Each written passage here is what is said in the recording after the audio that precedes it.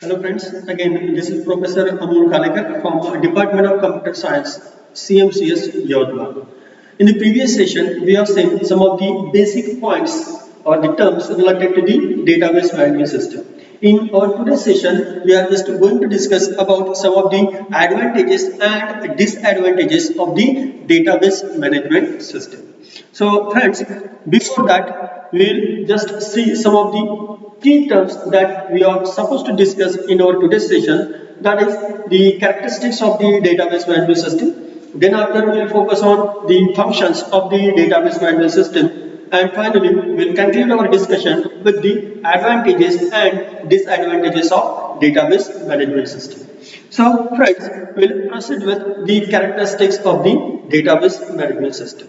So as per our definition of the DBMS, that is database management system, the system which is responsible for managing and controlling the activities of the database is generally called as DBMS. But we have said that the management of the database involves three basic activities. First one is the organized storage, second one is the quick data retrieval, and third one is the tools for data manipulation. So these three things again generally constitutes the characteristics of the database management system. So we can say that there are three characteristics of database management system, that is the organized storage, quick data retrieval, and tools for data manipulation. So as far as the organized storage is concerned, this DBMS system should always store the data in a well organized manner so that it can be easily retrieved by the users for their operations.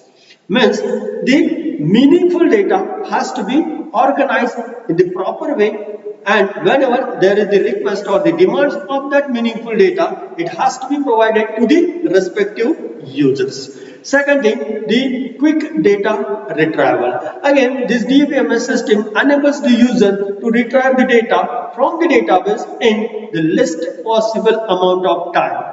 For that, in the previous session, we have seen the concept of primary key. Again, this primary key is responsible for uniquely retrieving the data from the database, and by using this concept of primary key along with the concept of indexing, this DBMS just allows the users to quickly retrieve the data from the database.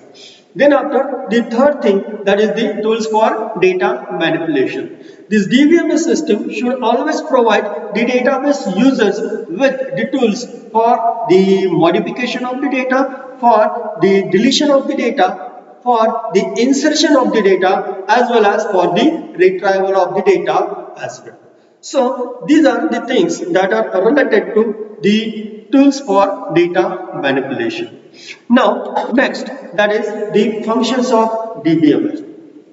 Generally friends, this DBMS provides the following functions to the users who are using it. First one is, it is responsible for the storing of the user's data in the database, again in the well organized manner. Then after, it creates the data structure, as well as it also maintains those created data structures. Again, it allows the concurrent access to the users. Again, it allows the extraction and the manipulation of the stored data. It enables the data entry and the data loading. Then after, it provides the efficient indexing technique for the fast retrieval of the stored data, and it provides the mechanism for the periodic backup as well as the recovery if it is needed to the users of the stored data. So these are some of the functions of the database management system. Now we will discuss about some of the advantages of the database management system. Dear friends, this database management system does provide the valuable advantages over the traditional file system or the flat file system, and that's why this is the reason of using this DBMS widely by the variety of organization. Now, some of the advantages of the database management system are: first one is the reduction of redundancy, second one is the sharing of the data, then after there is the integrity as well, then after conflict resolution, then after backup, recovery, and security, and whatever the application that has been designed and developed by this DBMS are in the least amount of time. So these are some of the advantages of the database management system. Now we will focus these advantages in more detail. First one is the reduction of redundancy.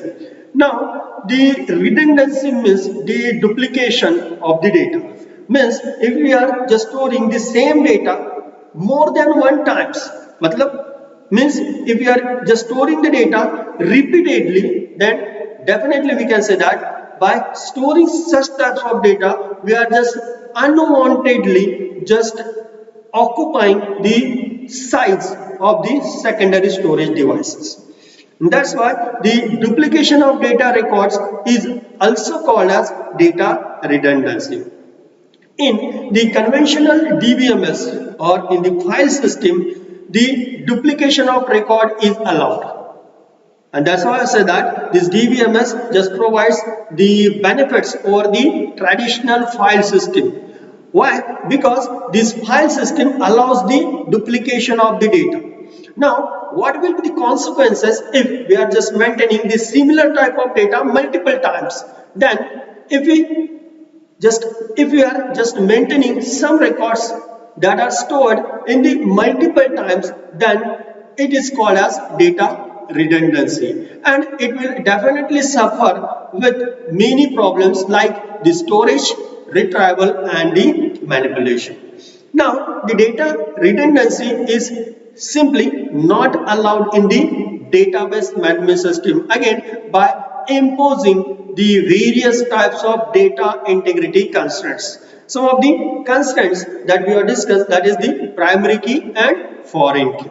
So this DBMS just impose the certain set of rules or the integrity constraints on the columns of the database objects. So by using this constraint, it can automatically just reduce the duplication or the redundancy of the data.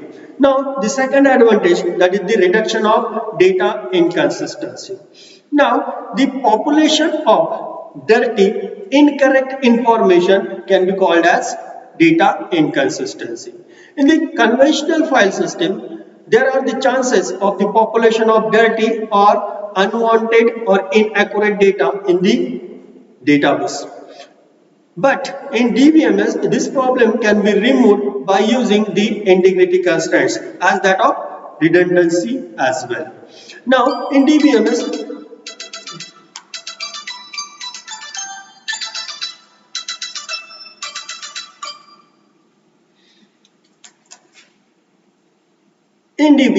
the data is centralized and is interlinked with each other by using the primary key.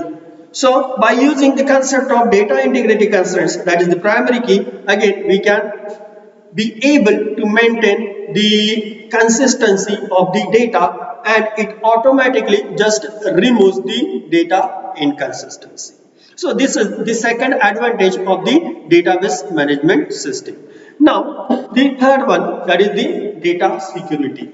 Again, this DBMS just protects the data from the unwanted or the unauthorized user while giving the access to the legal or the valid user. Again, for that sense, this DBMS uses the integrity constraints. Then after, the next advantage is data independence. Now, in simple words, this data independence means the users are not concerned with the internal details of the database. Means how actually this DBMS works. Means if being the user, if you are interested in storage, retrieval or the manipulation of data, then this DBMS simply allows you to do so. But being a user, you should not be familiar with how the data will be stored, how it will be retrieved and how it will be manipulated. Means this DBMS totally just restrict the users from such types of internal details of the database and its working, and simply this can be called as data independence. In the database literature, there are two types of data independence. First one is the logical data independence and second one is the physical data independence. As far as the logical data independence is concerned, if there are certain changes related to structure or the schema definition of the database or the database structure, till then the user's operation should not be affected due to these changes. Means, for example, if you are having one entity, that is the employee entity. Now, if you have just made certain changes to the employee entity, still then the user's operation should be done. Means the user should be easily allowed to store the data, it should be allowed to easily access the data, and it should again allowed to easily modify the data. This is simply called as logical data independence. Now, the second thing, that is the physical data independence. Now, as the name suggests, physical means if there are changes in the secondary storage devices, still then the user's operation, that is the storage, retrieval and the manipulation, should not be get affected due to these changes. For example, now suppose you are just mounted or stored your database in our college computer. Definitely, if that database is mounted in the college computer, you are able to easily store it, retrieve and manipulate the data. But after some days or after some time, if you have just copied the same database from the college computer to your home computer, still then your operations should not be get affected. Means in the same way in the college that you are storing the data, you are retrieving the data and you are manipulating the data, the same operations can be easily done at your home computer also. Means you just changes the physical storage devices, college computer and your home computer, but still due to the changes your operation should not be get affected, and simply this is called as physical data independence. So dear friends, these are two types of data independence, that is the logical data independence and second one is the physical data independence. Now the next advantage is the sharing of the data. Now this DBMS allows the sharing of the data from the variety of application programs or from the variety of applications as well as from the variety of users by using the centralized control of your database management system. Then after, the next advantage is the integrity. Now as far as this data integrity is concerned, the data integrity means the data contained in the database is both accurate as well as it should be reliable. Means the combination of accurate and reliable data gives us the integrity of your database. Now next thing is conflict resolution.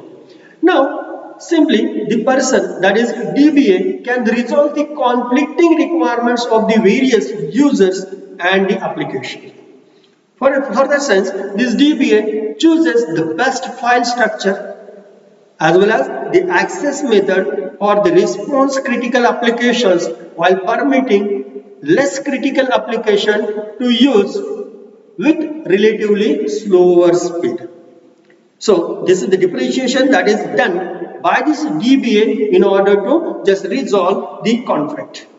Now further sense, we will take one simple example.